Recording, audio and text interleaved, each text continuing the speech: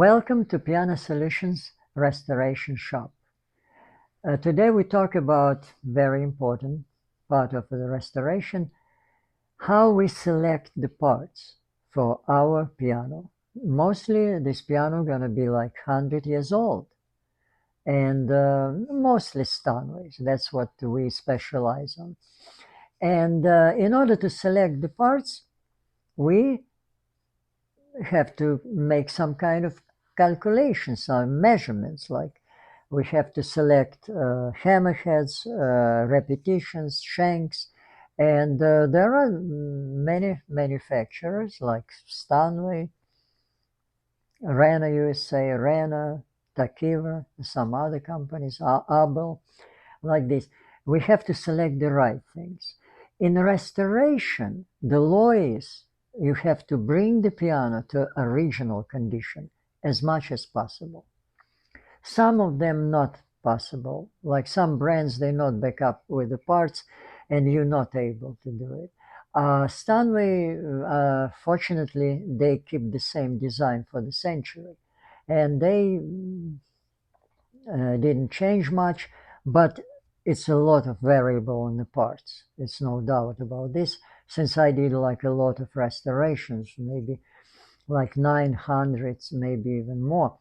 That's why I always keep a track of what I'm working with, and I'm just sometimes skip parts for my research and to know what I'm dealing with. That's why we can just make an example of how to select the parts for the piano. For instance, we're working on antique piano, and the hammerheads on antique pianos, they just been different from what we have now.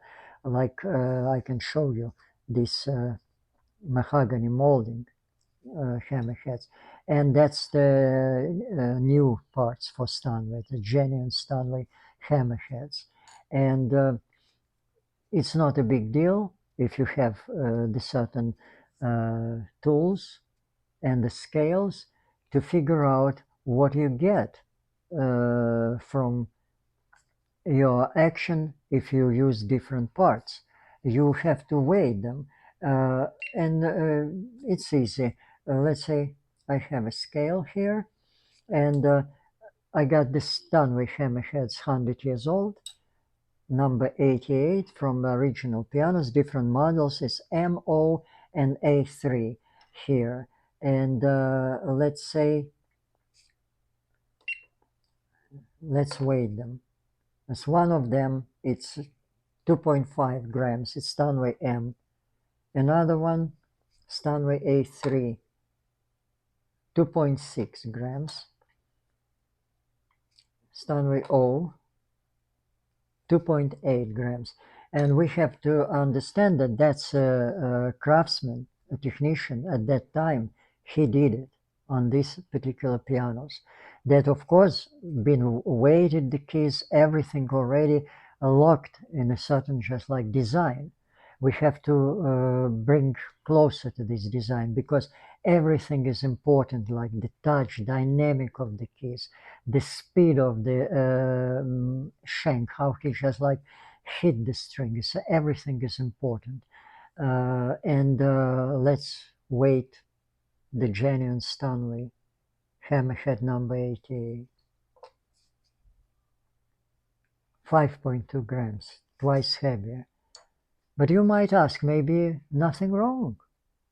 What's the big deal, right? Put its genuine Stanley parts on antique piano. Nothing wrong. And it's a lot of technicians say, yeah, genuine Stanley part. They're good. I don't mind. They put them on the newer pianos and that's it. But I'm dealing with an antique piano. What should I do? And in order to prove it, I built this model that give us the chance to calculate what's going to happen if I put a new hammerhead on this antique piano. As you see, I can attach the hammerhead here, engage the shank, lift it off the pad, and like that, right? And I can read the pressure on the capstan here. You see, it's 90 grams. I can just like put a newer hammerhead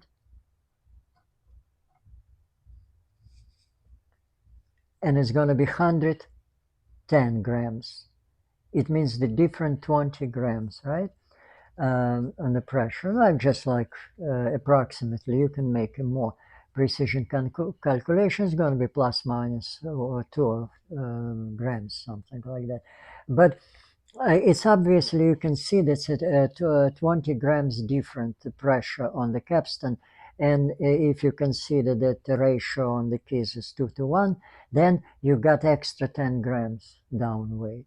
And it's unacceptable because the uh, technician who did it 100 years ago, he calculated and weighed the keys probably accordingly like 85, 50 grams. Now you've got 60 grams. It's unacceptable. It's obviously that you will not be able to put new parts on this Steinway. But what you're gonna put? There are some companies who make a lighter hammerheads. It's a Takever, it's a Abel, Renner too. They got a lighter hammerheads. That's up to you. You can select. The only thing that you have to consider, of course, the sound, how you're going to deal with voicing later on. But that's already your skills. It's a lot of variables, a lot of things that you can affect the sound of the piano. But definitely, you just need the certain numbers, and don't listen to anybody who tell you you have to follow this unless you get the really proof by just measuring everything. Get a very, very just like strong data to do it. That's regarding hammerheads. What about shanks? Like shanks with the flanges and the weapons. That's just very important part of the action. Yeah, you basically can rely on all the manufacturers. They're trying to do their best, but some of them maybe a little bit less quality than others. And in order to understand these things, you need just to go to really just like complicated things that I did like 20 years ago.